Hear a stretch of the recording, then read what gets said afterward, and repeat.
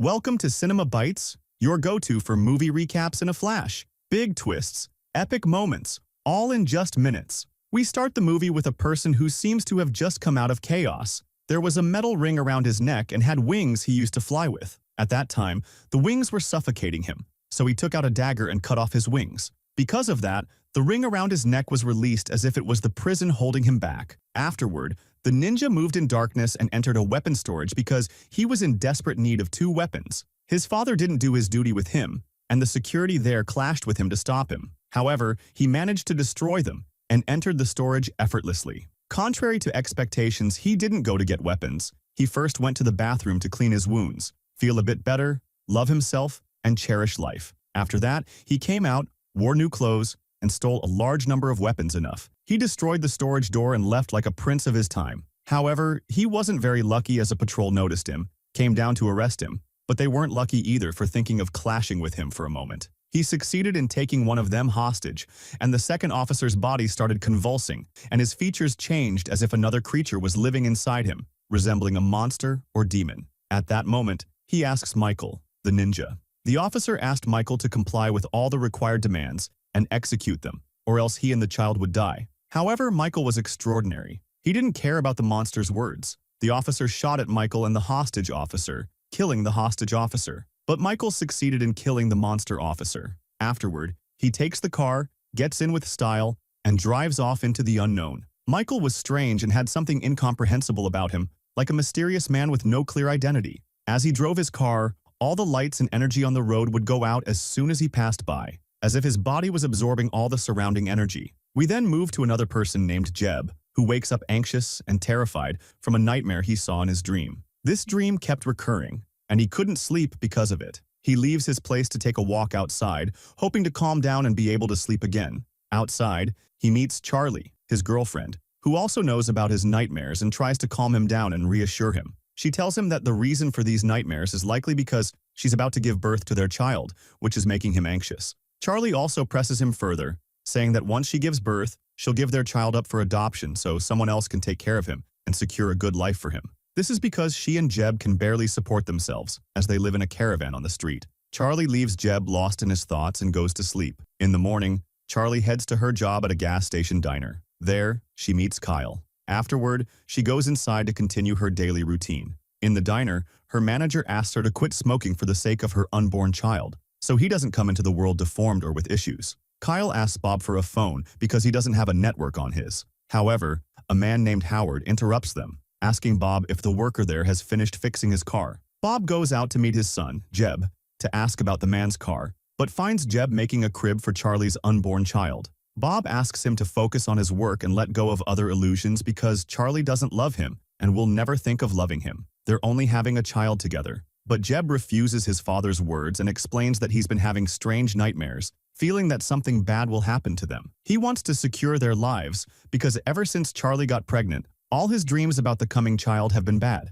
While they were talking, they noticed a strong sandstorm approaching them. They quickly went inside the diner, where all the signals in the area were cut off, including the TV and phones, even the landline Kyle tried to use. It was as if they were isolated from the whole world, unable to contact anyone. At that moment, an old strange woman entered the diner. When Charlie went to take her order, the old woman told Charlie that her child would burn in hell and die in torment. Charlie was upset by the woman's words, and Howard heard her talking. However, Howard couldn't tolerate the old woman's words, as Charlie had had enough of them. He yelled at her with all his might, but suddenly the old woman attacked him, biting his neck with great force and tearing off a large part of it. The old woman turned out to be like a spider, climbing walls and standing on the ceiling as if she were a young person in her 20s, not an old woman. Her features and teeth resembled those of a demon. The whole place went into chaos, and many people ran out of the diner to save themselves. Bob grabbed his rifle and tried to kill the old woman, but she jumped onto the wall,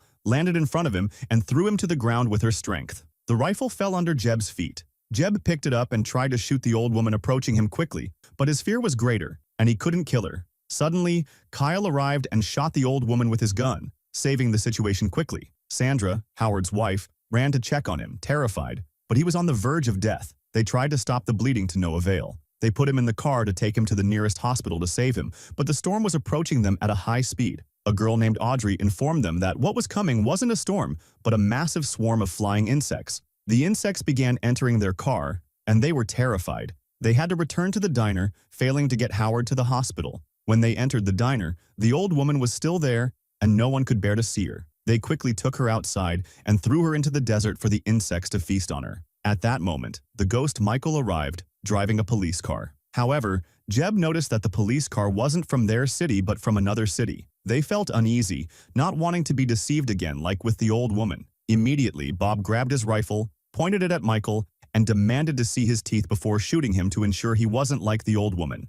Michael shows them his teeth, and once they feel assured, Michael quickly grabs the rifle from Bobby to carry out what's next. At that moment, he informs them that many similar to the old woman are approaching them. He distributes a large number of weapons to them, and they enter the restaurant, securing it well from the inside and outside before the attack begins. The electricity goes out in the entire place, turning daylight into darkness, leaving no energy in the area. A car approaches them, and they climb to the restaurant's roof to prepare for any confrontation. From the car emerges one of the creatures, similar to the old woman, approaching them quickly, moving on its hands and feet. However, they manage to kill it and eliminate it. They think that the danger for the day has ended, but moments later, they are shocked by a large number of cars speeding toward them. Michael and his group fire a significant number of bullets at the cars, successfully destroying many of them. Afterward, the remaining drivers, who survived in the other cars, descend and attack the restaurant with full force. They enter the restaurant and capture Howard. Charlie tries to save him from their grip. When the creature sees Charlie,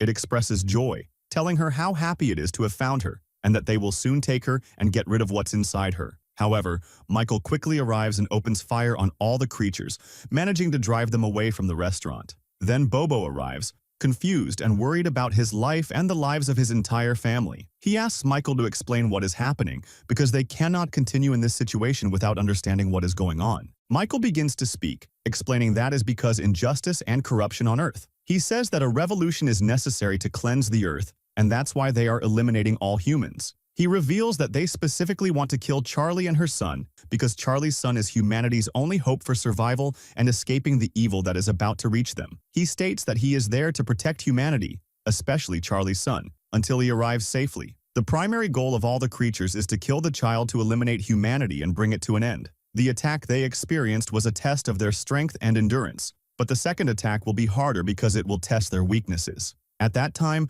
the creatures will focus all their attacks on each person's weak points to eliminate them. With each new phase, things will become much worse and more challenging than the previous one. Everyone was shocked and didn't know what to say, especially Charlie, who was extremely scared for her son and couldn't understand why her son, in particular, was the target. Michael explained to them that there was no time for hesitation. He assigned each of them specific positions in the restaurant to secure it against any unexpected attacks or creatures. Everyone was terrified, trying to protect themselves. While Michael was with Gabe, Gabe asked him why all of this was happening and why he specifically came to protect them. Michael explained that he decided to protect those who truly deserve it. Without considering anything about them, he came to protect Jebai himself. At this point, Michael asked Jebai to take care of himself, focus, and stay alert because the second attack was near, and they needed to prepare in the best way to protect their lives, especially the life of Charlie's son. The next morning, Sandy wakes up. Howard woke up to a sound resembling her husband's voice, calling out to her and seeking her help. Without warning, Sandra got up and followed the voice, hoping to find her husband alive and well. She weakened and opened the door, stepping out of the restaurant. The moment she stepped outside, she screamed when she saw her husband tied to a wooden post in front of the restaurant, pleading for her to save and untie him. However, her husband's body looked very strange, with pulsating bubbles that were bursting. As Sandra ran towards her husband, Percy quickly grabbed her and tried to run back with her to the restaurant. But Howard's body released strange water due to the bursting bubbles, and Percy quickly wrapped Sandra to shield her, taking all the water onto his back. He managed to get Sandra back inside the restaurant, but Percy collapsed, and the strange water that had come from Howard's body had burned his entire back, melting his bones to the point where his thin nerve threads were visible. Percy died at that moment. Bob was shocked by what had happened and blamed himself entirely, unable to forgive himself for falling asleep during his watch over the restaurant. He hadn't noticed Howard outside or Sandra leaving to save him. They collectively decided to tie Sandra to a chair to prevent her from moving again and causing more problems. Her daughter, Audrey, sat beside her to console her, but Sandra blamed herself for everything. She felt responsible for them leaving the house and coming to the restaurant. Audrey, frustrated with her mother, went to the radio, trying to pick up any signal to contact someone or find other survivors who might help. At that moment, they heard an announcement spreading across all radio stations that the monsters had spread throughout the country. Many people had died. Chaos was everywhere, and the army and police were trying to eliminate the monsters and secure the area. However, the situation was difficult for everyone. They urged people to stay in their homes and avoid locations heavily infested with monsters. They then noticed a car approaching the restaurant. A frightened man got out, trying to fill his car with gas while his son remained inside the vehicle. Meanwhile, Kyle was securing the restaurant's roof, and suddenly, the electricity in the area came back on.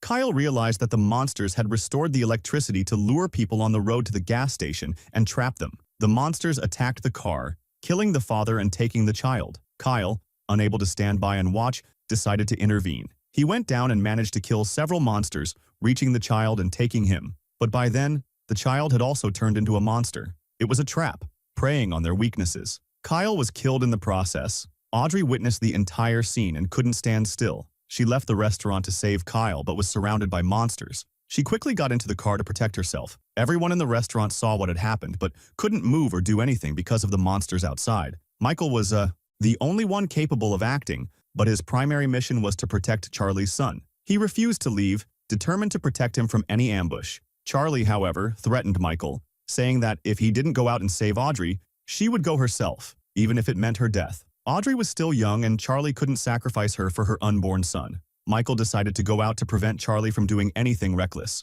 He armed himself and went out, killing all the monsters surrounding the car. The car caught fire during the chaos, but Michael managed to enter the flames without any harm, rescuing Audrey and bringing her back to the restaurant. However, Michael's fears came true when the child-turned monster managed to sneak into the restaurant unnoticed. Armed with a knife, he attacked Charlie, inflicting a deep wound on her abdomen. Michael quickly intervened, injuring the child and rushing to protect Charlie. The child tried to attack Bob, but Jebby grabbed a gun and killed the child. The bigger problem, however, was Charlie's severe injury, which threatened her unborn son's life. Michael and Audrey worked to deliver Charlie's baby safely. The child was born prematurely, and the moment he was born, all the creatures and monsters surrounding the restaurant let out a loud scream. The birth of the child signified their demise and the protection of humanity. Michael reassured them that the monsters could no longer approach the child because the situation had escalated beyond their control. However, the real threat now was Gabriel, who had been assigned to kill the child. Gabriel's mission was to do what Michael had refused to do. Michael explained to Charlie and the others that they needed to leave the restaurant as quickly as possible. Suddenly, Sandra took the child, threatening to hand him over to the monsters so they could take what they came for, allowing her and her daughter to live in peace. She justified her actions by claiming that Charlie didn't want the child and had planned to give him up for adoption. A strong light appeared from the back door of the restaurant, where Sandra was standing. Before the door could fully open, Michael managed to kill Sandra. Jebby quickly grabbed the child, protecting him from falling. At that moment, Gabriel entered the restaurant, shocking everyone, especially Jebby, who was lying at his feet. Gabriel raised his weapon, attempting to kill the child and Jebby. Jebby managed to escape, but Bob intervened, trying to save his son. He fired at Gabriel, but Gabriel was unaffected. Gabriel approached Bob, delivering a fatal blow with his weapon. Jebby tried to return to save his father, but Michael instructed him to escape with the child while he delayed Gabriel as much as possible. Michael confronted Gabriel, explaining that the child was humanity's only hope and asking him to protect the child because humanity deserved a second chance. However, Gabriel rejected his words. They prepared themselves for the beginning of the legendary battle between them, and a great fight erupted. Gabriel managed to dominate the entire time due to his large wings, which protected him from bullets, unlike Michael, who had his wings cut off and lost a significant portion of his strength. But Michael managed to jump on Gabriel's back and tried to strangle him. However, Gabriel stabbed himself with his large weapon, the stab piercing through his entire body and into Michael's body, causing him a severe injury. At that moment, Gabriel cried for his friend Michael, who had been his loyal companion throughout his life. Before dying, Michael told him, "I wished you would live as one of your own, but unfortunately, you will die as one of them." Michael dies then. Gabriel was about to leave the restaurant, but Bob was still alive on the ground. He had cut the gas pipes of the stove and said to Gabriel, "There is no escape from here." Lighting his lighter, the entire place exploded, killing them along with the monsters surrounding the restaurant from the outside. At that moment, Jebby took Charlie, Audrey, and their child, trying to escape with them in the car. Something strange happened. The markings that used to appear on Michael's body suddenly appeared all at once on Jebby's body. Gabriel then reaches them again, still alive, having managed to escape the restaurant before it exploded. He joins them with violence, destroying their car and flipping it over on the road. At that moment, Charlie managed to get the baby out safely. She went to Yebi, woke him up, and took him from the car to escape. She informed him that Audrey had died in the accident. The three of them tried to escape quickly and hide in any shelter. However, Gabriel reached them, struck Yebi forcefully, and attempted to kill the baby. Just before he could finish Yebi off and kill him, Michael suddenly arrived with new wings. He leaped with all his strength onto Gabriel, saving Yebi. At that moment, Michael informed Yebi that they were supposed to be the new hope for humanity, to live through them and achieve everything they had wished for, not to try to kill and seek revenge against them. Gabriel stopped, realizing he had lost the battle. He left them and walked away. Yeba thanked Gabriel for saving him and his family. Michael told him that he was now the new guardian and protector of Charlie and her son. He left them and walked away. Yeba lived with Charlie and their son, who grew up. They managed to survive and spent the rest of their lives in peace and happiness after succeeding in taking a second chance to enjoy life once again. And the movie ends here. If you liked the video, subscribe to the channel and activate the notification button so you never miss an updates.